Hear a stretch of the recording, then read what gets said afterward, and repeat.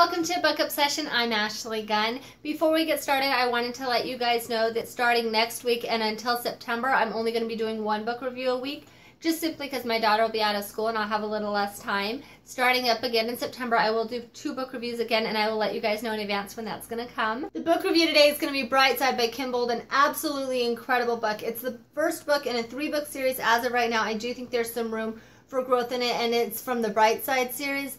Absolutely incredible. I've already bought the second book, Gus. I just haven't read it quite yet because this book was so emotional. I just needed a second. I am going to read it and I'll do a book review on it, but I just needed a second. This is the very first book I've read by Kim, and obviously I'm completely hooked because, as I mentioned, I already bought the second book.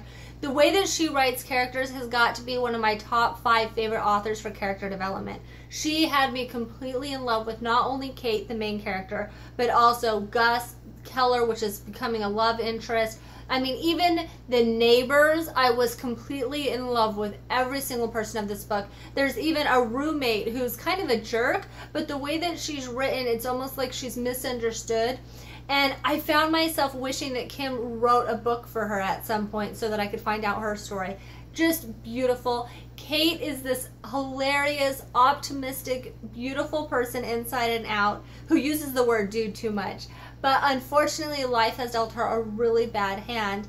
And honestly, as the book goes on, you keep coming across speed bumps that you think that's what the book is going to be about. When I started this, you have Kate going off to college, and I'm thinking it's about her leaving her best friend. Her friend Gus and her had sex the night before she left for college, so I thought it was going to be about them redefining their relationship, moving to a new state, making new friends. Her older sister had passed away and her mother passed away, so obviously huge life changes, and that's not even the tip of the iceberg for what this story is going to be.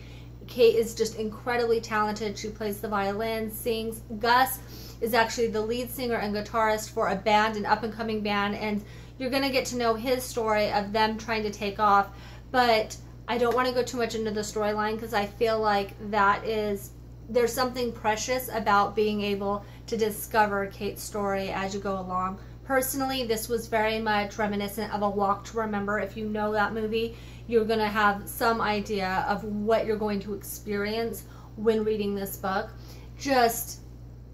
I cannot say enough positive things about the way that this book was written. I hope that this review helps. I know that it's not very much, but that's my intention. When I read this book, I had to decide how I wanted to review it for you guys, and the truth is without spoilers, I think that there's a greater impact when you read it. If you prefer spoilers, email me, ask me questions, and I'll email you back.